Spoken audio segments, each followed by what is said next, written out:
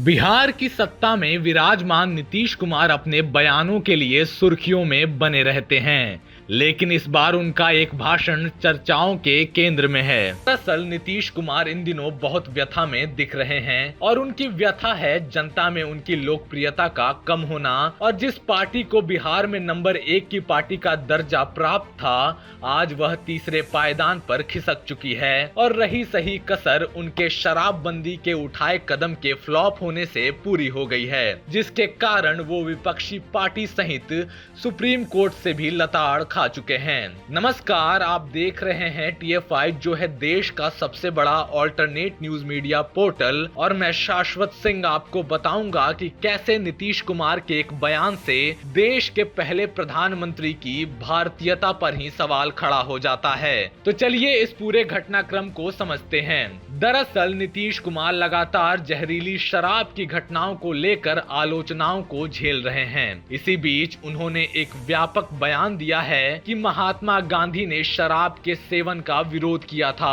और जो लोग उनके सिद्धांतों के खिलाफ जाते हैं वे महापापी और महाअयोग्य हैं। उन्होंने कहा, मैं इन लोगों को भारतीय नहीं मानता। नीतीश कुमार के इस कथन से लगता है कि वो इस बात से अनभिज्ञ हैं कि शराब पीने का राष्ट्रीयता या राष्ट्रवाद से कोई लेना देना नहीं है। अगर कोई शराब पीता है तो वह अपनी भारतीयता या राष्ट्रवाद नहीं खोता है।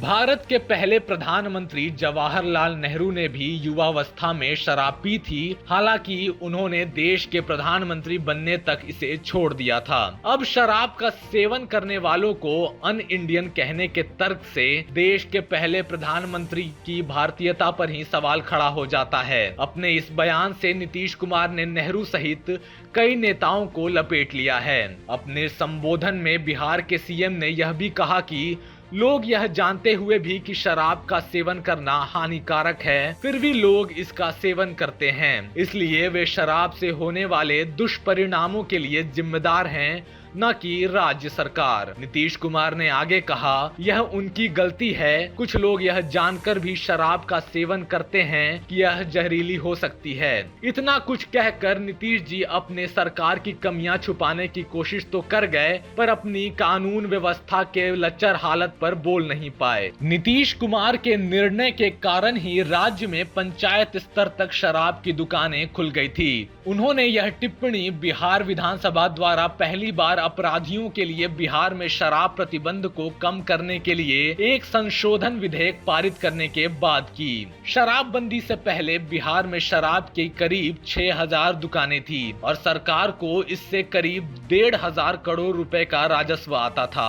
आपको बता दें कि अप्रैल 2016 को बिहार में शराब के सेवन और व्यापार करने पर प्रतिबंध लग गया। गौरतलब है कि शराब का मुद्दा बिहार राज्य में एक राजनीतिक मुद्दे में बदल गया है और शराब से हुई कई घटनाएं सामने आई है, जिसमें राज्य में 2021 के अंतिम 6 महीनों में 60 मौतों का दावा किया गया था। शराब की खपत को एक दंडात्मक कानून द्वारा निषिद्ध होने के बजाय एक व्यक्तिगत पसंद और एक व्यक्तिगत स्वायत्तता के रूप में अधिक देखा जाना चाहिए। आप पूछ सकते हैं क्यों? खैर, कई अन्य चीजों की तरह जो मानव स्वास्थ्य के लिए उपयुक्त नहीं है, पीना या ना पीना अनिवार्य रूप से पसंद का मामला है। हाँ, सरकार हमेशा जागरूकता पैदा कर सकती है और बता सकती है कि शराब का सेवन स्वास्थ्य के लिए कितना हानिकारक है। यह शराब और अन्य नशीले पदार्थों की बढ़ती खपत के खिलाफ लड़ाई को और अधिक प्रभावी और सार्थक बनाता है। शराबबंदी लागू करना किसी भी प्रशासन के लिए मुश्किल होता है। जब किसी लोकप्रिय उत्पाद पर प्रतिबंध लगाया जाता है तो इससे काला बाजार और शराब माफिया का उदय होता है।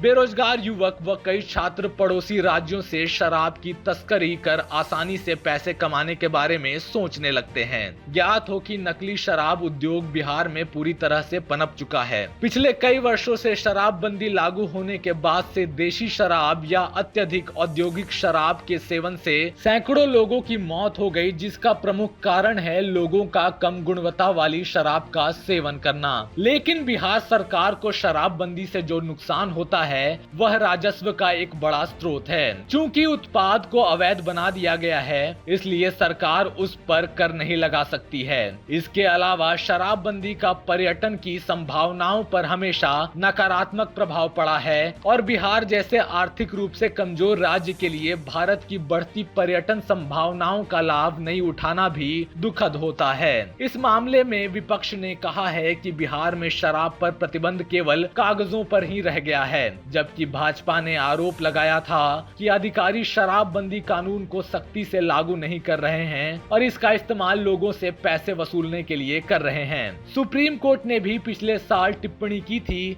कि शराब कानून बिहार में न्यायपालिका के कामकाज को प्रभावित कर रहा है। पटना उच्च न्यायालय के 14 से 15 न्यायाधीश केवल बिहार निषेध और उत्पाद शुल्क अधिनियम के तहत की गई गिरफ्तारी से संबंधित जमानत याचिकाओं पर सुनवाई कर रहे हैं, जिससे अन्य केस पर ध्यान देने के लिए न्यायाधीश के पास समय पर्याप्त नहीं मिल रहा है। कुल मिलाकर शराबबंदी के फैसले से बिहार को फायदा कम और नुकसान अधिक झेलना पड़ा है। बेहतर होगा कि नीतीश कुमार अपने फैसले पर दोबारा गौर करें और शराबबंदी कानून को निरस्त करें, ताकि नकली शराब गिरोह पर नकेल कसा जा सके और इससे बिहार के राजस्व में भी प्रगति होगी, जिससे रोजगार के द्वार भी खुलेंगे।